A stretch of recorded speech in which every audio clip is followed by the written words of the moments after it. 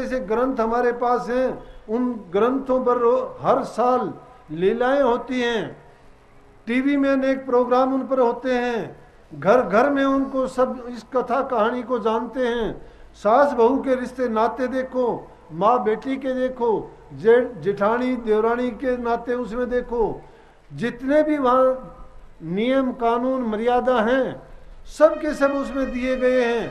लेकिन उनको सबको जानते हुए भी हम उनके खिलाफ सारे काम करते जा रहे हैं, कहाँ मानते हैं। लेकिन मैं बात कर्म की कहूँ था कि उन कर्मों को अगर देखा जाए तो रामचंद्र जी ने बाली भील को छिप के तीर मारा था और बाली को तीर मारने का कारण क्या था कि हालांकि उन्होंने एक धर्म का पालन किया था, क्योंकि सुग्रीव की पत्नी को उसने रख लिया था और वो रामचंद्र जी के पास मदद के लिए गया।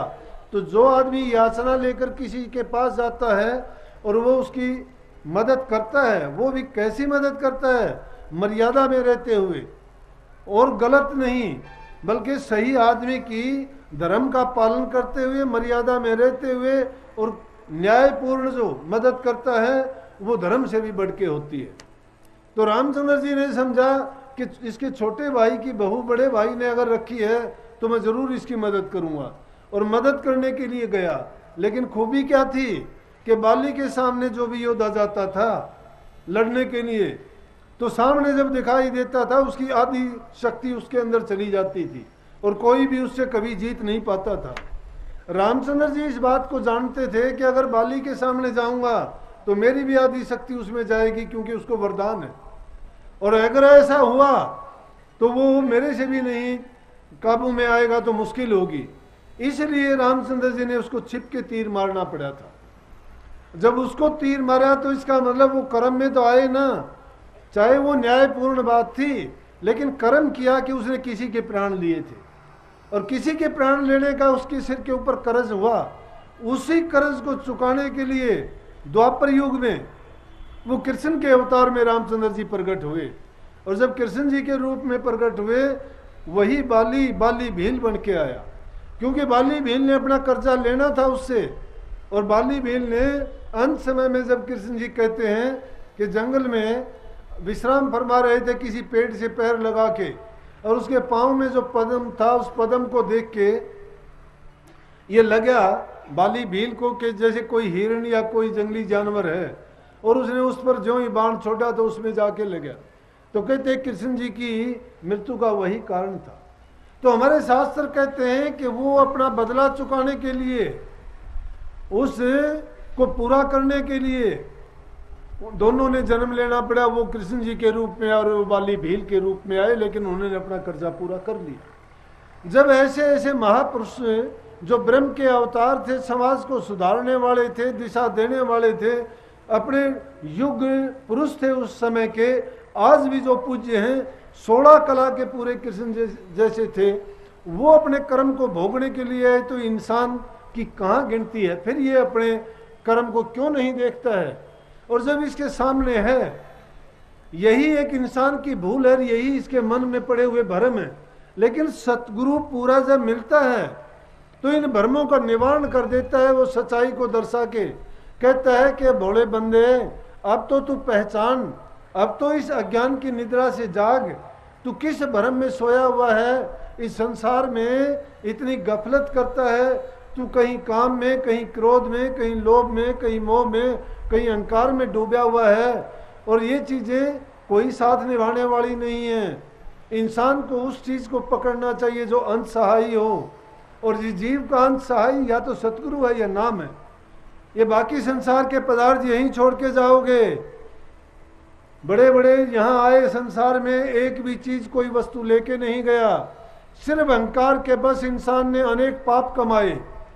जब तक इतने धन को जोड़ा, फिर उस धन का क्या किया, धन के मद में अंधा होके दुनिया में अन्याय किया, झगड़ेबाजी किए, मुकदमे गरीबों को तरसाए दिया, पुण्य में पैसा लाया को नहीं, तू किसने बहकाए दिया, पुण्य में एक पैसा नहीं लगाया। और बेटे पोते की जब लारे लग जाते हैं तो भूल जाते हो, कहते हो मेरे समान संसार में कोई नहीं है।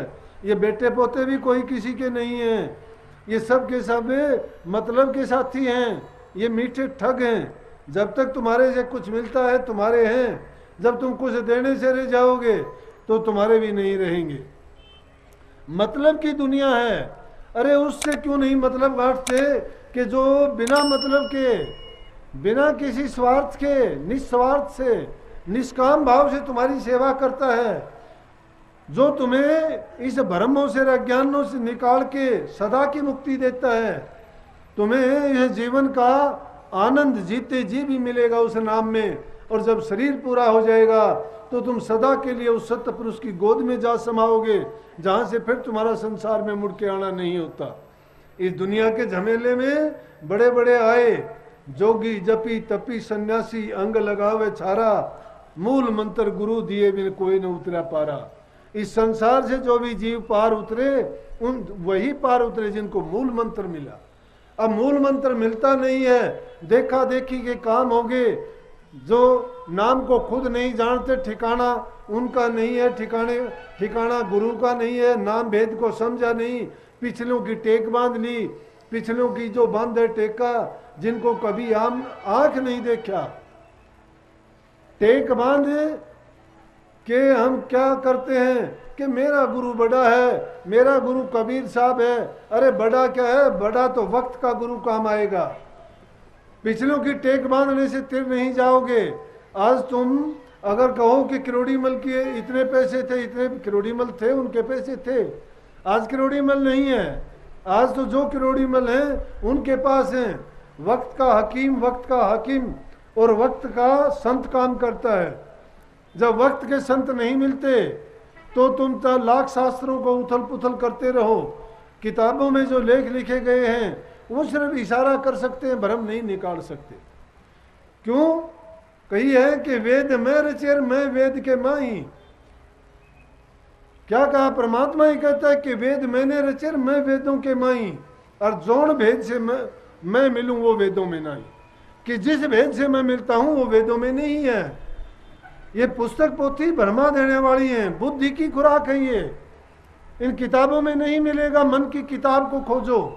मन की किताब जब पढ़ोगे और उस किताब में से जो तुम्हें सार वस्तु मिलेगी, उससे तुम्हें मिलेगा वो परमात्मा अंदर में बैठा हुआ है।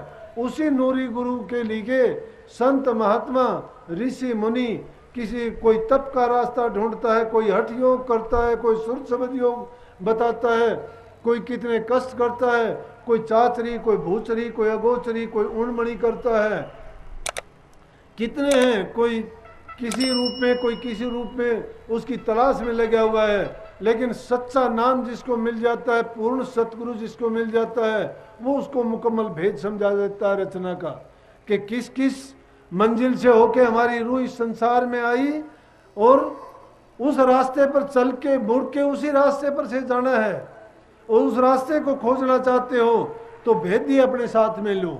वस्तु कहीं ढूंढे कहीं किस भी दावे हाथ, कहे कबीर तब पाइए, और जब भेदी लीजिए साथ। भेदी जब साथ ले लोगे, लीना भेदी साथ और छिन में दिया लखाए, वो रास्ता एक छिन में दिखा देंगे। जो कोटि जन्म का पंथ था एक पल में वहां पहुंचा देंगे।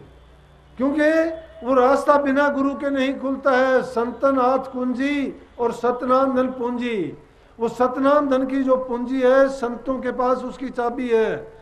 जब उस संतों की शरण में जाओगे, उनकी आज्ञा का पालन करोगे और उनसे प्यार का नाता जोड़ के, उनकी बात पर यकीन करके उनके वचन की पालना करते रहोगे, जो जो तुम उनके अभ्यास करते जाओगे त्यों त्यों तुम्हारे मन के भ्रम निकलते चले जाएंगे। अज्ञान रूपी जो अंधेरा है छट जाएगा और ज्ञान प्रकाश होता चला जाएगा और अंतर में तुम अपने उस प्रियतम को पालोगे।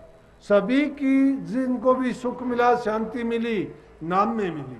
बड़े बड़े राजा महाराजा सब के सब, कितने ऐसे राजाओं के आपने किस्से सुने होंगे जिन्होंने राजकाज को, ऐश आराम को त्याग दिया, अपने महलों को त्याग दिया। अगर उन चीजों में सुख होता उन चीजों में सुख होता तो राजा महाराजा कभी नहीं छोड़ते। अनेकों राजा मिलेंगे। अपना देश के इतिहास में खोज के देखोगे कितने राजा हुए जिन्होंने अपने हाथ से कमा के खाया, राज के खजाने से नहीं खाया। क्यों? कि उनके उनके जो गुरु ने ज्ञान दिया था और जो गुरु के संग में लगे थे, उनका अज्ञान मिट गया था और उन्होंने इस चीज़ को भली भांति समझ लिया था कि जो इंसान अपनी हक हलाल की कमाई खाता है उसी के शुद्ध विचार होंगे। शुद्ध विचारों वाला ही इंसान नाम की कमाई कर सकता है। जिसके शुद्ध विचार नहीं है वो संसार में भ्रमता ही रहेगा। क्यों? माया रूपी देश है। इस माया के ख्यालात जब हो जाते हैं, इंसान का जैसा ख्याल है उसी के अनुरूप उसका जीवन बनता चला जाता है। तुम जैसा सोचते जाओगे वैसा होता चला जाएगा, क्योंकि इंसान सोचता है वैसा करने का प्रयास भी करता है। वो अलग बात है कि उसमें कभी असफल होता है, कभी सफल होता है, लेकिन वो कोशिश जो करता है वो अपने ख्याल के अनुसार करता है। दूसरा इंसान उसको लाख पढ़ाए लाख कहे नहीं करता। जिन जीवों के खोटे कर्म होते हैं वो चाहे संतों के ढंग चले जाओ, चाहे वो सत्संग में जाओ, जैन उग्रा सत्संग में जावे, कड़वे कड़वे त्योर लखावे, सत्संग में जाके भी उसके विचार नहीं सुधरते हैं। नुगरा आदमी जिसका गुरु नहीं है, जिसको ज्ञान नहीं है, वो नुगरा है। वो जैन नुगरा सत्संग में जावे, कड़वे कड़वे त्योर लखावे, खोटे मंदे वचन सुनावे, वो रह लड़न में त्यार नुगरा ना मिलियो। इंसान को नुगरा नहीं मिलना चाहिए। निगुरा कौन है? वो निगुरा है जिसने गुरु बना के और गुरु से दूरी बना ली है। जो गुरु के पास कभी आया नहीं हो तो बेगुरु का है, उसको ज्ञान ही नहीं है गुरु का। लेकिन ऐसा नुगरा आदमी तुम देखोगे सत्संग में जाएगा तो भी उसका हिसाब किताब दूसरा ही मिलेगा, उसके ख्यालात दूसरे मिलेंगे, और जब बोलोगे वो झगड़ा करने के लिए तैयार रहेगा। तो भाई ऐसे को दूर से ही सलाम करके अच्छे आदमी का संग करो, गुरुमुखों का संग करो, बुराइयों से बचोगे। गुरुमुखों का संग करोगे तो तुम्हें अपने आप ना चाहते हुए भी अपने आप गुण मिलते चले जाएंगे। अरे पानी के पास बैठने से ठंडक मिलती है, अग्नि के पास जाने से आपको गर्मी मिलती है, भले पुरुषों के पास बैठने से हमें अच्छे गुण मिलेंगे। इंसान को जन्म कहाँ मिला था? हिंदुस्तान में। यहाँ ऋषि मुनियों का प्रताप है, ये बड़ी पूज्य भूमि है। जिन जीवों के बहुत अच्छे कर्म होते हैं उनको इस देश में जन्म मिलता है। नहीं तो और बहुत से देश हैं जिनमें जन्म लेते ही मांस का भक्षण, पाप करना, जुल्म करना, वे विचार सीखना, उनको कोई ख्यालात नहीं, कोई मर्यादा नहीं, कोई कानून नहीं, कोई परिवारवाद नहीं, कोई प्यार नहीं, आत्मीयता नहीं है। जब उनमें प्यार नहीं है, जो इंसान इंसान से प्यार नहीं करता वो गुरु से और परमात्मा से क्या प्यार करेगा। इसलिए हमारी पहली शिक्षा है कि घरों में रह के पहले प्यार करना सीखो।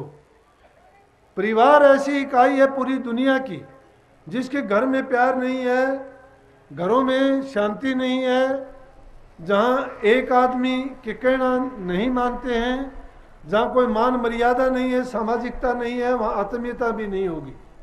और वो बाहर जाके भी वैसा ही व्यवहार करेंगे जैसा अपने घर में सीखेंगे। इसलिए बच्चों को अच्छी शिक्षा दो, उनको अच्छे ख्यालात दो। लेकिन हमारी गलती सबसे बड़ी है, बिगाड़ते हम हैं बच्चों को। टीवी के सामने बैठे रहते हैं। आज टीवी पर जितने प्रोग्राम होते हैं उनसे बच्चों के संस्कार बनते हैं। टीवी में एक भी अच्छा संस्कार नहीं, अर्धनग्न क्या पूर्ण नग्न चित्र दिखाए जाते हैं उन पर, तो बच्चे उनको देखना पसंद करते हैं। बच्चे नहीं, बूढ़े आदमी, बुजुर्गों को भी ये आदत होती है। इंसान की ये लत लगाई है जिसने बनाया, काल पुरुष ने। काल का देश है, काल ने इंसानों को पैदा किया, तो इन्हें पैदा किया तो संसार में भरमाने वाली चीज पैदा कर दी। ये उन्हीं चीजों में रच पच के खुश रहना चाहता है, इसलिए उसने ऐसी ऐसी रचनाएं रच दी ताकि उन्हीं में मस्त और मगन रहे, ये दुनिया से निकलना ना चाहे। बल्कि जब छूट ली थी वरदान में, इसने मांगा था काल पुरुष ने भक्ति की, सतपुरुष की, कहा था कि जिस भी योनि में जाए ये जीव खुश रहे, इसको जो भी योनि मिले उसी में खुश रहे, इसको अपने पिछले जन्म याद ना रहे। पिछले जन्म याद हो, हमें पता लग जाए कि अरे पीछे हम ये खोटे मंदे करके आए थे, अब तो कम से कम अपने जीवन को बनाने मौका मिला है। लेकिन संतों ने ये भेद बताया तो किसको जस्ती है, क्योंकि वो हमें दिखाई नहीं देती। हमें अगर कोई कहता है कि देखो ये सूर्य है, दिखाई देता है, मान लेंगे। अगर तुम्हें कोई कहे यहां सूर्य है अंदर में, नहीं मानते। तुम्हें बाहर कहता है कोई कि यहां तारे टिमटिमाते आकाश है, लेकिन संत कहते हैं अंदर में आकाश है, चंद्रमा है, लेकिन नहीं मानते। क्यों नहीं मानते? ये आंख नहीं फोड़ी हमने, ये नहीं खोली हृदय की आंख। वो 10वीं आंख जब खोल लेंगे, और वो कब खुलेगी? वो संत बताते हैं उससे खुलेगी। संतों का बताया वो 10वां मार्ग है, वो 10वां रास्ता है, वो 10वें द्वार की तरफ लेके जाता है। उस रास्ते पर जब जाएंगे तब हमें ये संतों की बात पर यकीन आएगा। और अगर हमें दुनिया की बातों के लिए कोई कहता है, उन पे सब पे यकीन करते हैं। आपको कोई कहता है कि अनाज डाल ले, अनाज का तू भंडारण कर ले, 2 महीने बाद बड़े भाव आएंगे, तुम कोठे ठोक दोगे। तुम्हें कहेगा सोना बहुत चढ़ेगा, सोने को वहीं जब्त कर दोगे, लेके रखोगे, क्योंकि मानते हो सोना दिखाई देता है, तुम्हें भाव भी दिखाई देता है। लेकिन संत कहते हैं सोना नहीं, अनाज नहीं, हीरे जवाहरात से भी महंगा नाम है। उस नाम में बड़ी उस कीमत है, उसका बड़ा गुण है। नाम दिखाई नहीं देता आपको, गुण दिखाई नहीं देता, कैसे जचेगी आपको? क्यों? इन हाथों में नहीं आता, वो पकड़ा नहीं जाता। लेकिन जिस चीज में पकड़ा जाएगा, वो पकड़ने वाली चीज है, उसका भी रंग रूप नहीं है, उसका भी वही रंग रूप है जो शब्द का है, जो परमात्मा का है। इसीलिए कहिए स्वामी जी महाराज ने, सुरत शब्द दो अनुभव रूपा, तू तो पड़ा भ्रम के कूपा। ये जो है इन भ्रम के कूप में पड़े हुए हो। सुरत और शब्द तो अनुभव के रूप हैं। अनुभव कब होगा? जब अभ्यास करोगे। अभ्यास किस चीज का? नाम का। और वो कहाँ होगा? एकांत में जाके गुरु के रूप का ध्यान करते हुए, नाम का सिमरण करते हुए। जब तुम आध्यात्मिक सीढ़ियों से गुजरते हुए जाओगे, वो चांद तारा सूर्य आकाश, वो दुनिया, वो पुरियां, वो भवन, वो मंडल, वो तुम्हारी उस शिव नेत्र से, तीसरी आंख से, उससे अपने आप सूरत के कान से सुने जाएंगे वो शब्द, सूरत की आंखों से देखे जाएंगे। उस सूरत को पहचानने के लिए तुम्हें क्या, एक प्रकाश का छोटा सा कतरा है वो, जो इस शरीर को, इस मशीन को पूरे, जिसके इशारे पे ये चलती है, फिरती है, सोचती है, सारे काम करती है, जो इन चीजों का इतना संग्रह रखती है, उसमें अथाह ताकत है। उस ताकत को हम कैसे समझेंगे? लेकिन इंसान वैसे तो बहुत जानता है।